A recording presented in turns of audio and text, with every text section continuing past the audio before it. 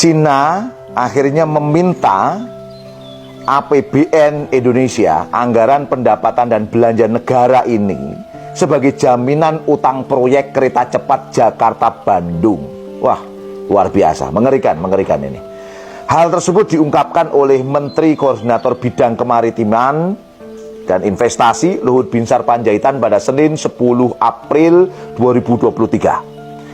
Ketika ia melaporkan hasil kunjungannya ke Cina pada 4-6 April 2023 yang lalu. Namun Luhut tak mengamini tuntutan dari Cina tersebut. Ia merekomendasikan penjaminan dilakukan melalui PT Penjaminan Infrastruktur Indonesia Persero alias PII. Padahal sesuai dengan rencana awalnya, utang itu akan ditanggung oleh PT Kereta Cepat Indonesia Cina (KCIC). PT KCIC sendiri merupakan perusahaan patungan antara konsorsium BUMN, yaitu gabungan BUMN PT KAI, PT Wijaya Karya, kemudian PT Jasa Marga dan juga PT PN dengan konsorsium perusahaan perkeretaapian Cina, Beijing Yawan HSR Co Ltd. Oke teman-teman sekalian, hal lain, proyek ini juga menggunakan skema bisnis to bisnis. Ini menurut apa yang disampaikan Presiden Joko Widodo, di mana konteks yang dihitung itu adalah konteks bisnis. Artinya pemerintah tidak memberikan jaminan apapun apabila di kemudian hari ada masalah. Namun sepertinya ya, tampaknya ini penjelasan ini sudah tidak relevan lagi, karena akhirnya negara pun terlibat dalam konteks ini, bukan sekedar bisnis to bisnis. Oke, apa yang dikhawatirkan banyak pihak sebelum proyek digarap ini jadi kenyataan. Dengan pemerintah Cina meminta APBN sebagai jaminan utang proyek, ya pemerintah Indonesia menghadapi kesulitan yang besar. Belum lagi soal biaya proyek yang bertambah, cost overrun, menjadi sekitar 1,449 miliar atau setara dengan 21 triliun rupiah. Akibat pembengkakan ini, total nilai proyeknya itu menjadi 7,5 miliar US dollar atau setara dengan 117 triliun rupiah.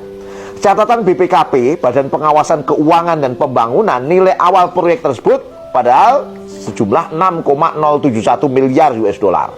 Sedulurku sekalian, keberadaan proyek kereta cepat Jakarta-Bandung ini memang tidak bisa dilepaskan dari mega proyek global Cina yang bernama Belt and Road Initiative, BRI, yang juga populer dengan sebutan Jalan Sutra Abad 21. BRI sendiri adalah wujud unjuk gigi Cina sebagai kekuatan ekonomi baru dunia.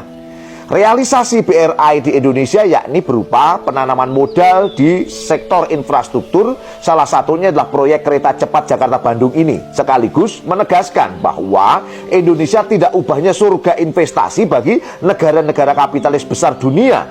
Cina salah satunya ya. Oke. Jebakan utang luar negeri, debt trap, tidak ubahnya kebijakan yang disengaja dan dibiarkan untuk terus terjadi seolah semuanya sudah by design, hingga akhirnya negara debitur tidak mampu berkutik lagi. Utang luar negeri memang cara kapitalisasi yang paling berbahaya bagi negeri-negeri muslim. Jebakan utang, debt trap, adalah instrumen yang akan senantiasa membuat umat menderita. Dengan utang itu, negara-negara kapitalis akan menekan dan melakukan intervensi, bahkan menduduki wilayah negeri-negeri muslim tersebut. Ini jelas mengancam kedaulatan negara yang bersangkutan, termasuk dalam konteks ini kedaulatan Indonesia. Sudah semestinya penguasa negeri ini melakukan muhasabah dan berbenah secara total dan sistematis. Banyaknya proyek infrastruktur yang bahkan terkesan ngebut dan ugal-ugalan, toh tidak serta-merta juga meningkatkan reputasi negeri ini menjadi mengglobal misalnya ya. Ini menjadi sebuah catatan penting yang harus diperhatikan.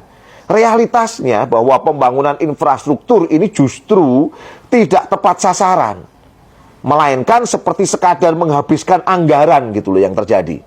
Hal-hal lain yang layak diprioritaskan masih lebih banyak sebenarnya, dan bahkan menjadi terbengkalai. Inilah problem-problem yang luar biasa terjadi di kita, di mana Indonesia memasuki masa mengerikan terkait dengan apa yang kami sebut sebelumnya sebagai debt trap.